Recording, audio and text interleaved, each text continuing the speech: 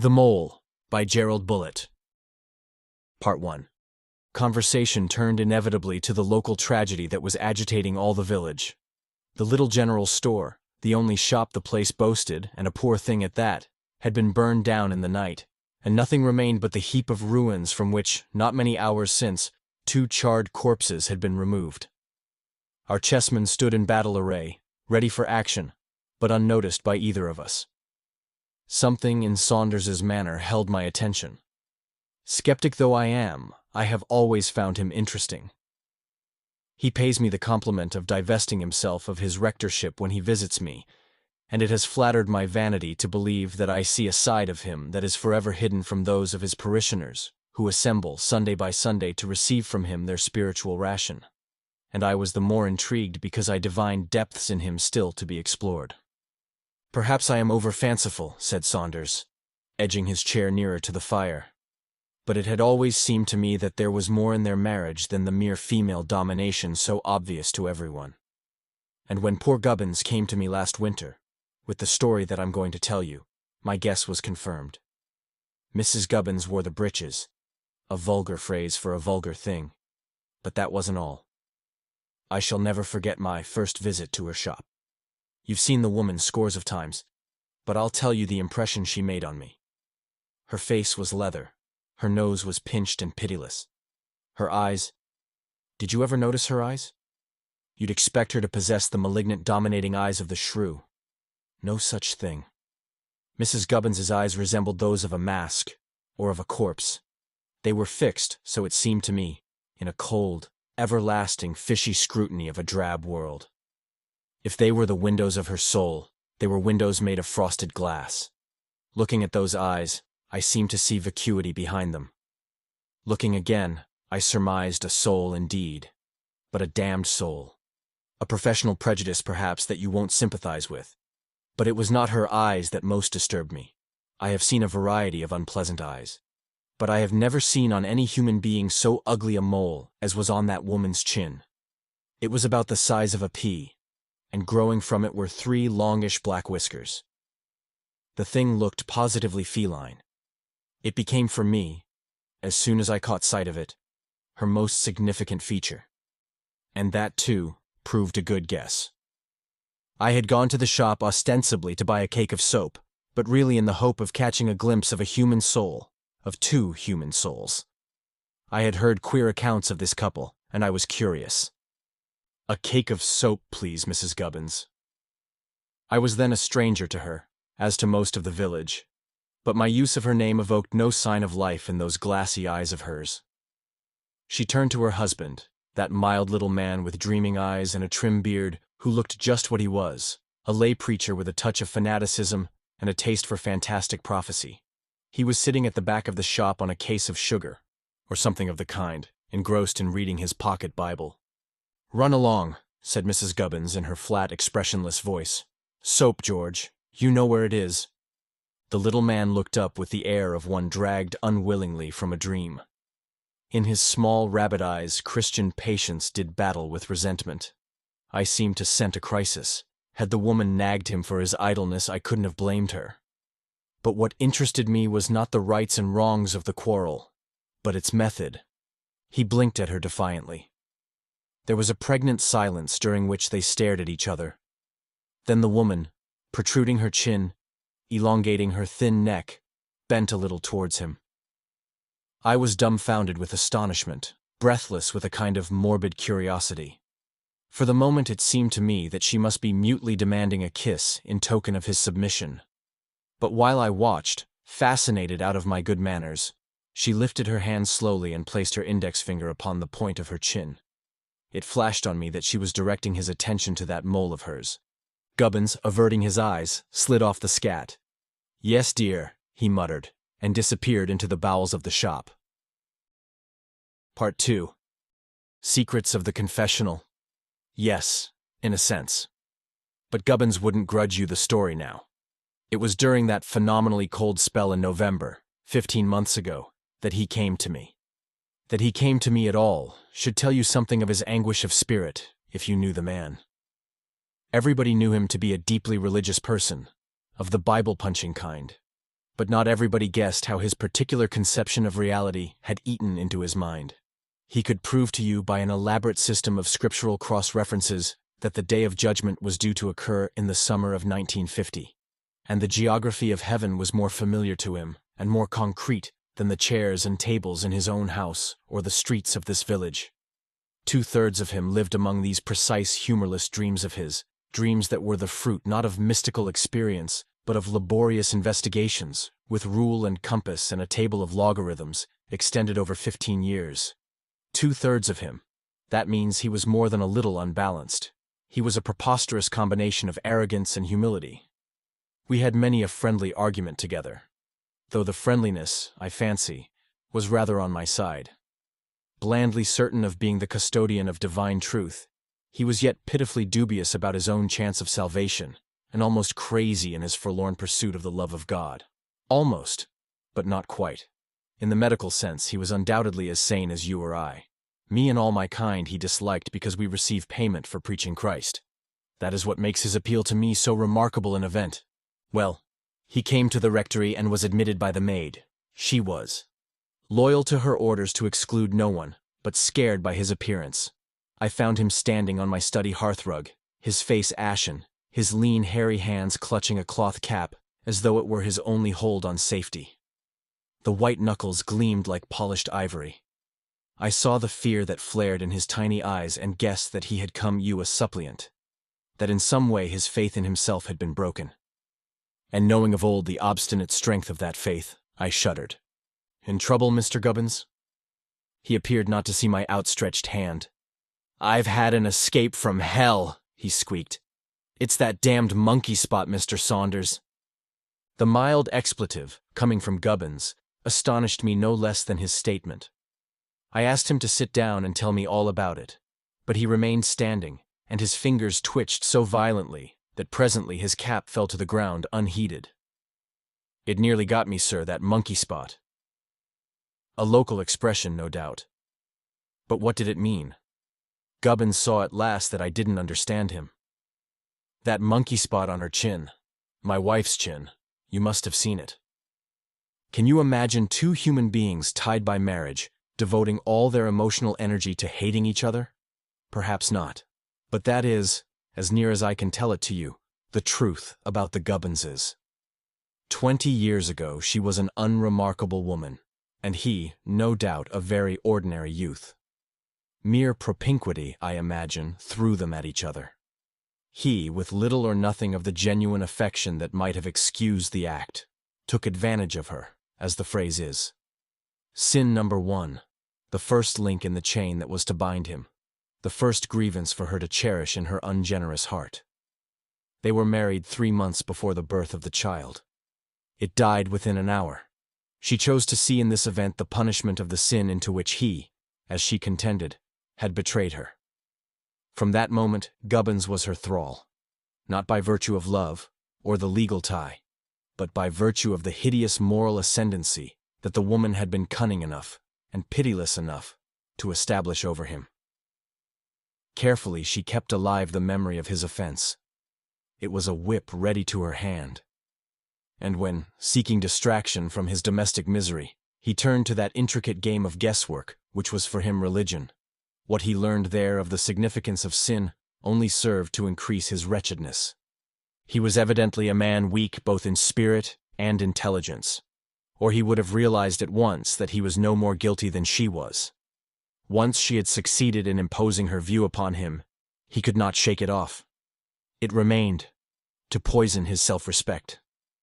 Side by side with his conviction of unworthiness, there sup a hatred of the woman he was supposed to have wronged. And being itself sinful, this very hatred provided a further occasion for remorse. It was a race between loathing and repentance, and loathing won. Never a personable woman, Mrs. Gubbins became daily more repellent, until at last the wretched husband found her mere presence a discomfort, like an ill-fitting shoe or a bad smell. In particular, he detested, as well he might, that mole on her chin, with its 3 feline hairs, and she, fiendishly acute, found it all out. She caught his sidelong glances of distaste, and pondered them long, and that distaste became another weapon to her hand. She accused him of harboring cruel thoughts, taunted him with first robbing her of youth and then despising her for lacking it, flung out wild and baseless charges of infidelity. To propitiate her, he made the most fantastic concessions, allowed her to tum him out of the shop, and consented to do all the housework in her stead. It became patent to the world that she was master. You'll ask why he was fool enough to put up with this treatment? But, given his weakness, the explanation is credible enough. She attacked him at his most vulnerable point, his conscience. Religion, as he conceived it, taught him to submit to circumstances, not to master them. In his darkest hour he could still kneel at his bedside and say, "Thy will, not mine, be done."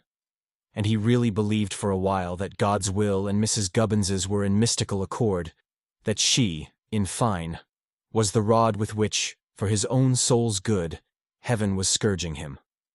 To aid this grotesque delusion, there was the spectacle of her formal piety. For she was a prayerful woman, scrupulous in her speech, and of unquestioned honesty in her commercial transactions. If only he could have cursed her and stood by his words, she might have mended. But he, arrogant enough to believe he had unraveled the ultimate secrets of destiny, dared not pit his moral judgment against her. He was ever ready to sit on the stool of repentance. A day came when hatred rose to a frenzy in him. He cut short her complaints with an oath, poured out the gall of his heart upon her. She seemed quelled, and in his triumph he added a taunt, banal and indeed puerile. "You whiskered old cat." It was a fatal mistake. She stared at him mutely for a moment, no doubt in sheer astonishment. Then her eyes narrowed, and something like a smile twisted her lips. "Cat and mouse," she remarked coldly. "And, call the man a fool if you like." That reply terrified Gubbins as nothing else could have done. He had betrayed himself once more into the hands of the enemy. He had provided her with a new and a bitter grievance. Worst of all, she knew his secret, knew that his loathing centered on that monkey spot of hers, as he called it. From that moment I imagine her cherishing her precious mole with the solicitude that Samson, had he been a wiser man, would have lavished upon his hair. It was the source and the instrument of her power. So far as I understood Gubbins, it was as much nausea as hatred that the thing inspired in him. His soul sickened at the sight of it. It became a poison, a torture. All this she knew, and exulted in. Curious that an aesthetic sense, together with a weak stomach, should suffice to work a man's downfall. And so I come back to that night of fear, the events of which drove Gubbins, 20 hours later, and still electric with terror, to the refuge of my study. Part 3. Saunders paused to relight his pipe. "One disconcerting thing about the affair," he resumed after a while, "is that in Gubbins's account of his wife I can discover no human qualities at all. I fancy he himself had begun to regard her as an agent, not of God this time, but of the devil.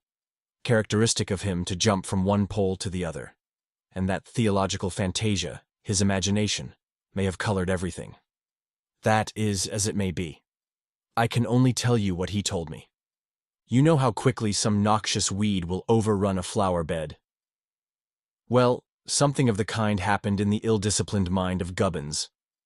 He was pitifully susceptible to suggestion. An idle fancy presented itself to him. Many a woman has been murdered for less than that monkey spot. And the fancy became a fear which walked with him night and day, a fear lest he should be betrayed by sheer force of suggestion into murdering his wife. You realize what that would mean? It would mean damnation for his soul, or so he believed. The gallows had but few terrors for him. I think he would have welcomed death, could he have been sure of his salvation hereafter. The seed was sown. The idea took root. And the more passionately he struggled against it, the more persistently his imagination envisaged the crime. At last, one night, after 100 sleepless hours, he readied the end of his tether. He jumped noisily out of bed. Moonlight flooded the room, imparting a ghastly pallor to the face of the supine Mrs. Gubbins. In sleep, she had something of the chill dignity of a corpse lying in state. The thin lips curled back a little on one side of the mouth, and in the gap gleamed a gold-crowned tooth, a tiny yellow fang. On the point of her chin was that at which the wretched man tried not to look, itself not very offensive, but rendered hideous by the 3 black jealously guarded hairs depending from it. Gubbins swears that as he stood staring at his wife's face, those hairs were moving to and fro like the long legs of a spider, or the antennae of an insect seeking prey. Having gazed long, he forced his fascinated eyes away and padded across the room. The door clicked, in spite of him, as he opened it. He experienced all the terrors of a guilty man. Yet his intention was innocent enough. It was even, in its grotesque fashion, comical. He had determined to shear this female Samson of her power by cutting off those 3 hairs. But when he returned to the bedside and stood by the sleeping body of his wife, he was overcome by nausea. Distaste for the task paralyzed his will. He felt as a sensitive man would feel if he were forced to crush a beetle with his naked finger. As an excuse for delay, he began examining the instrument in his hand, which was a perfectly ordinary pair of household scissors having, as all scissors have, one end sharp and one blunted. The sharp end interested him most. He scrutinized its point and pressed it against the ball of his thumb, and the thought flashed to him, as though the devil himself had whispered it. This is sharp enough. 1 thrust under the left ear. He shuddered, recoiled from the idea, and burned with shame and fear for having ever had it. And, while still suffocating with the sense of his own guiltiness, there crept into his consciousness the nightmare conviction that he was being watched. He could not see his wife, his gaze being fixed on the scissors, but he knew that she had opened her eyes. Gubbins couldn't explain to me the horror of that moment. He merely bowed his head on my mantelpiece and closed his eyes as if to shut out an evil vision. For when, after an age of immobility and silence, he forced himself to look at the face on the bed, he saw the cruel lips curled in a smile of final triumph, and even the opaque eyes seemed for once to shine. And what, for Gubbins, gave the last turn to the screw of terror was that the woman was not looking at him at all. Her gaze, full of evil beatitude, was fixed on the ceiling. For several minutes, minutes that throbbed with his agony, she neither moved nor spoke, and at last, very slowly, she moved a little higher onto the pillow, and still smiling insanely, bared her throat for him to strike. Gubbins was convinced that she ardently desired him to stain his soul with her blood. Well, as you know, he didn't murder her, not that time at any rate. He escaped, as he said, from hell. But I think I would as soon go to hell as have to live through those last 15 months of his. For now she had completed his enslavement. Now she had got his miserable little soul between her finger and thumb. Added to all her old grievances, those daggers with which to stab at his conscience, she had another and a more sensational one, this terrible sin, this attempt upon her life. Spiritual blackmail prolonged for 20 years. No wonder he set fire to the place. The end. Best audiobooks for free hopes that you have enjoyed this production of The Mole by Gerald Bullett. Please subscribe to our channel on YouTube and Rumble, as your subscription is the support we need to create more, great, free content. Please look to our website at bestaudiobooksforfree.com for a complete list of our audiobooks.